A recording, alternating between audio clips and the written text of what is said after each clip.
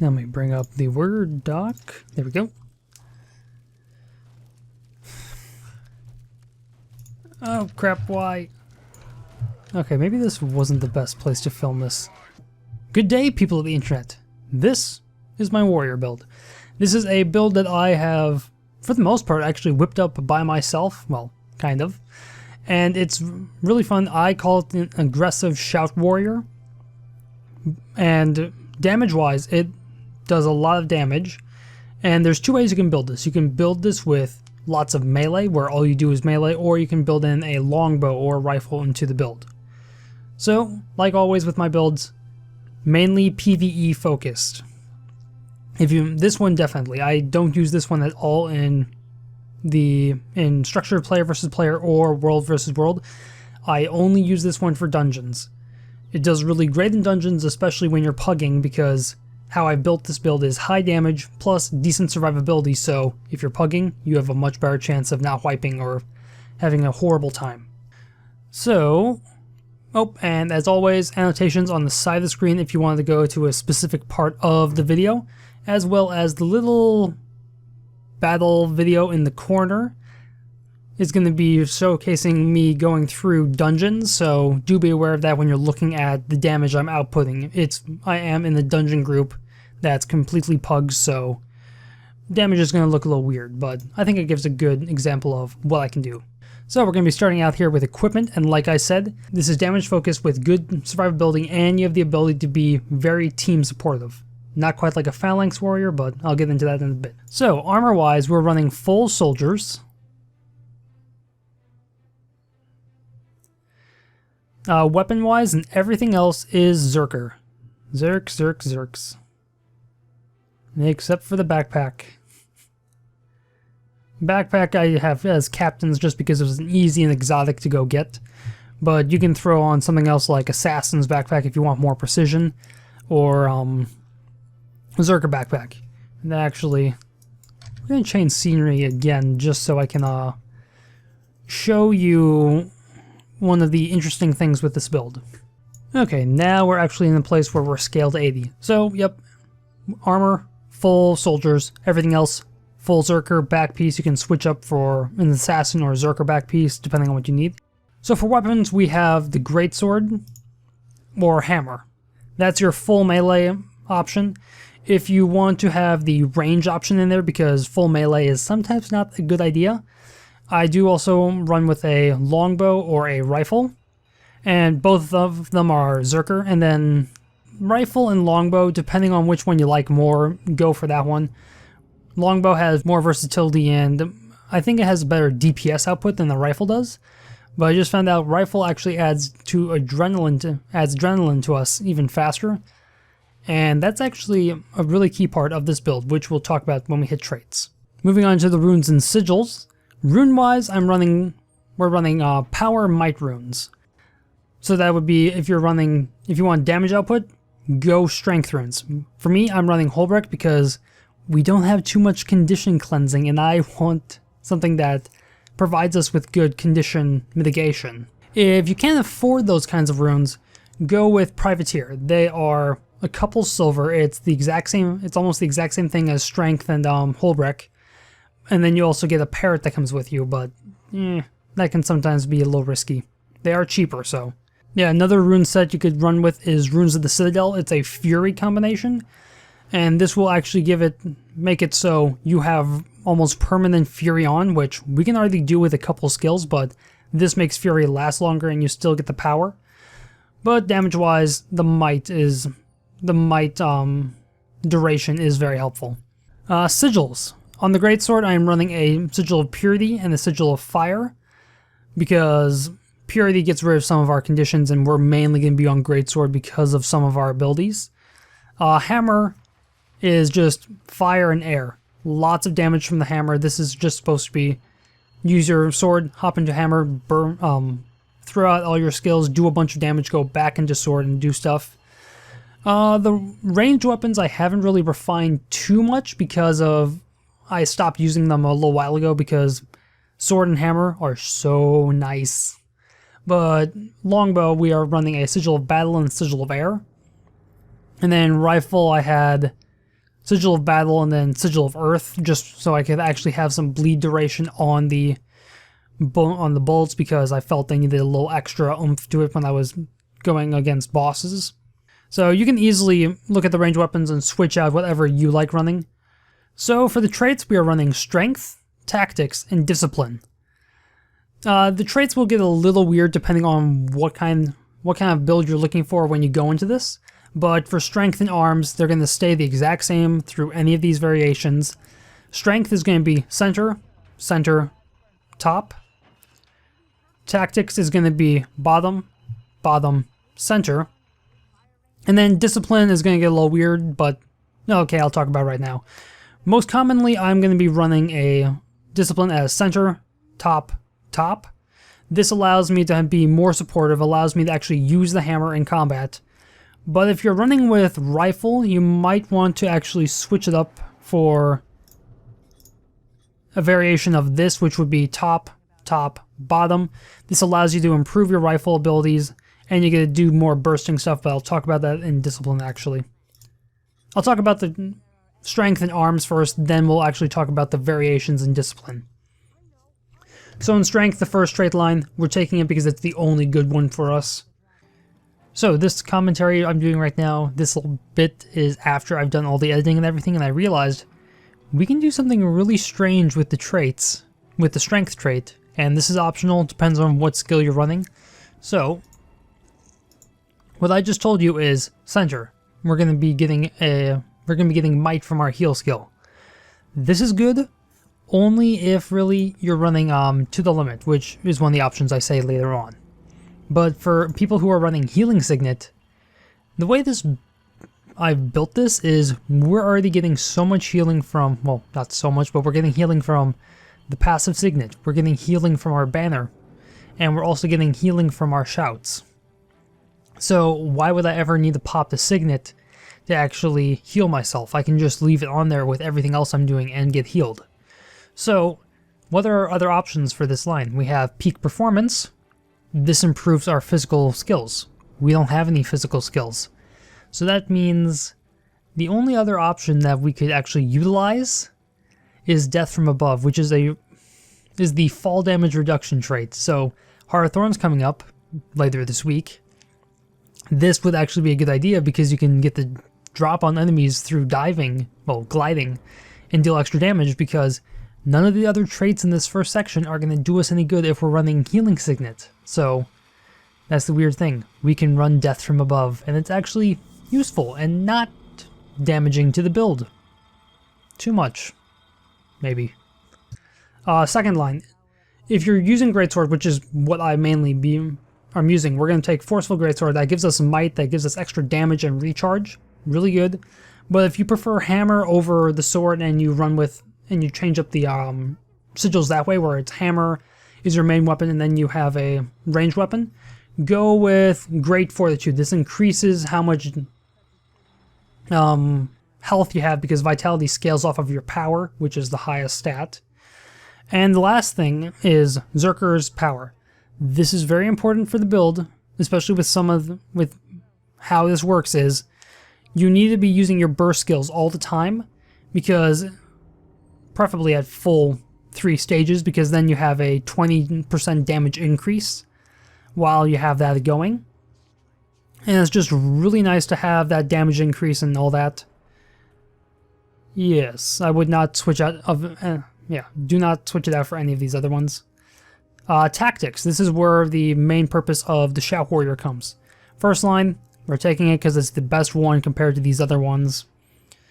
Second line, Empower Allies. This really helps you actually be supportive with your allies, do more, provide them with more damage output. And then Vigorous Shouts, because we're a Shout Warrior. You can easily switch up a couple things and turn this into a Phalanx Warrior, because we already put out a bunch of might through for Great Justice and through actually using our Great Sword. And you could actually throw a Sigil of Strength on your Great Sword as well to do even more might output, because of the stuff we're running. We can boost that critical chance up to 70%.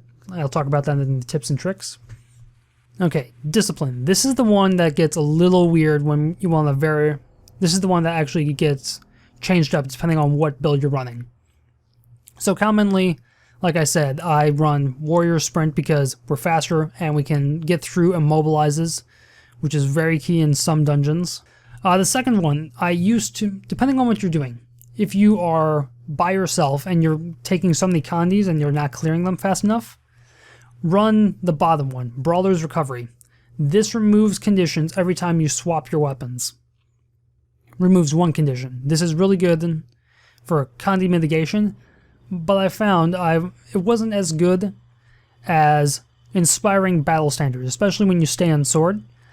Inspiring Battle Standard is you drop one of our skills, which is going to be Banner of Discipline, and suddenly we have health, we have our regeneration on us and our allies, providing us with a lot more healing, and so we don't have to pop our heal skill all the time. So that's my preference, is the Battle Standard. Lastly, it's Merciless Hammer. This allows us to use our hammer more effectively on downed enemies, as well as the recharge goes down farther. But if you're running a ranged option, switch up Merciless Hammer for Burst Mastery. This allows you to, when you do your burst, regain some of the adrenaline that you used, which means if you have a full bar of adrenaline, all 3 bars are filled, use your burst skill, you suddenly have 1 bar already filled already. And you get a damage increase on your burst skills, which is what we're trying to use a bunch of. So, skill-wise, we are running Healing Signet. For a while, I was running To the Limit because it was a shout. We would get extra healing from it, and it boosted up our adrenaline. But it's going to be a matter of what you like. To the Limit was really nice when I was doing some runs, but I wasn't using the Battle Standard, so I might try To the Limit again. But Healing Signet is still really good. It's passive healing, and with all the other healing we're providing ourselves already through shouts and the banners, it's really good. I don't often pop it for the resilience and might that we get from it, but it's still there to actually pop it. So I usually run Healing Signet. First utility, for Great Justice. It's really good. We get Fury, Might, Healing, and Adrenaline when we pop it because of Vigorous Shouts.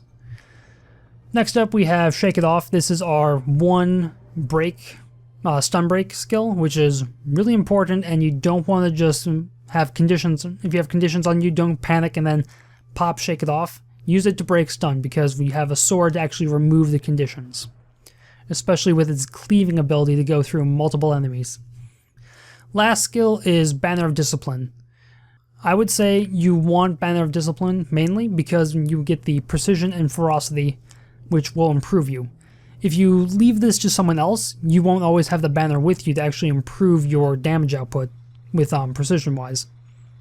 But if someone does take it, just switch to another banner. Preferably then you would want to go strength if someone has that, go to defense, then last of all to tactics if all the other banners are taken. So, Elite. The Elite we're running is Signet of Rage. This makes it so we gain more adrenaline. This will allow us to pop our burst skill a lot more, and it's really good. And you get the option there if you want to have Fury, Might, and Swiftness, but we already are going to get so much Fury from our burst skill as a Greatsword for Great Justice, as well as the skill 2 on Banner of Discipline. So you may not want to pop the Signet of Rage for the Fury, and Might-wise, we're gaining a bunch from Greatsword and the for Great Justice, as well as when you weapon swap, you gain 2 stacks of Might. Yeah, that wraps up skills. Tips and tricks. So, tip-wise, it's very basic tips for how to run Warrior of, like, when you're in a corner and you're gonna use, Whirling Attack, don't go out, go into the walls, so then you're... Yep. So when you're in the wall, you're just going against it, you're actually just running into the wall, and everyone around, all the enemies around you are just getting hit. Be careful of using your skill 4 on Hammer. This causes knockback, and if you're on a boss and you're stacked on them, and then you suddenly knock it back, that can be very problematic for your group. In case I haven't actually thrown this in there, a good reason to actually run Rifle is the auto attack. Fear Shot provides extra adrenaline. which is really nice because we're getting adrenaline from the rage signet, and now we're getting an additional adrenaline from the auto attack. So that might be an incentive to actually run rifle instead of longbow. Oh, also on this build, you may want to actually have a sword, shield, and warhorn. This is just for movement purposes. The sword allows us to actually charge forward. That's all I use the sword for, is the Savage Leap. Then I have warhorn so we can provide swiftness to allies when we're running somewhere. And the shield as we're running there, so we have the block and the slight movement. But last bit in the tips and tricks. So our precision is not the greatest because we're now running full Zerker. Our critical chance is only at 33%. But utilizing some skills, we can actually boost that up to about 75%. So our first skill we have is for Great Justice, providing us Fury. We're suddenly at 53% critical chance. Now we have the War Banner of Discipline. Having that around, we're suddenly at 62%. Well, now we're at 62 because we have Fury and the banner out. If you're running with a, Ranger, they'll probably have Spotter on, which means our precision goes up more. We get even more critical chance. And food-wise, you want to run something that has power and precision. If not, just go power ferocity. But definitely you want food with power on it. And talking about those things, for actual maintenance item, I would suggest sharpening stones. That will increase your power, and since we are running soldier's armor, we have quite a bit of toughness and vitality for that power to actually scale off of with the sharpening stones. Okay, now we're at the part of the video that I do, which is, I think, kind of unique to me. We are going to be looking at the outfit for my character and how I do this. So, hopping into wardrobe. So for this character, I kind of base the whole armor set around the chest piece, which is the Scallywag chest. Also, I am so glad I looked at all the armor and weapons. I can actually pronounce all of this. Yes! Compared to the Ranger build. For the shoulders, we have barbaric pauldrons. You know, I just said I can probably pronounce everything and then I can get to this one. So barbaric pauldrons are the shoulders. For the gloves, we have the heavy fused gauntlets. You can pick this up at Laurel Merchants. For the pants, we have Body of Coda, which is a dungeon armor. I like it because it kind of goes like a kilt almost. And for the boots, we have Vigil Honor Guard Greaves. That can be picked up at the Vigil headquarters. Weapon-wise, we have sword. For the sword, we have Cobalt. Because I just like it, especially when you pull out the sword, it's flaming. Oh, I don't know if I can do this without messing with the editing. Okay, yep, it's flaming when it comes out, which is really fun. It is blue, but going against all this red, but I like it. For the hammer, we have Magton and Magmaton, which is an exotic drop, same as Cobalt. Cobalt is actually pretty cheap right now. Magmaton doesn't really have as big as an effect as Cobalt, but it's still fun. It gives that nice fire look to it, goes along well with the gauntlets. For the longbow, I like having the flame longbow just because it has that nice like burning look to it, goes with the gauntlets and all. For the rifle, I actually run the Bandit's rifle because I like it looking like a shotgun and kind of reminds me of Road Warrior a bit, or Mad Max, whatever you call it. Yeah, something like that. Our side items, the sword, shield, and warhorn. I don't really have any skins for them because they're just side items. I don't mainly use them. I did throw a skin onto the sword just so I don't accidentally sell that to a vendor. Dyes. So for dyes, should mention, with the helmet, I do have a Head of Coda just so I could get it from a dungeon, but I don't wear it because I don't like it messing with my Char's hair. And it's kind of... helmets on Char are a little weird at some points. Many points. So for dyes, mainly we have olive shade for the grays on all of these. So you can see like olive shade for most of these. For the red, I run Onyx Blood. It's a really nice deep red that I really like. I think Black Cherry also does. Black Cherry's a little too red for me. Heirloom's a nice one sometimes. For the gloves, I have the tips of the fingers using Shadow Abyss, but regular Abyss does fine for that. Yeah, it's just a little bit of a change. And then on the shoulders, we have a bit of tarnish just because there's a little bit right here that shows up. So yeah, you can look at the dyes right there. So that wraps it up for this video. If you enjoyed the video, hit like, comment, subscribe. Hit me up on the Twitters and the comment section below, and have a day.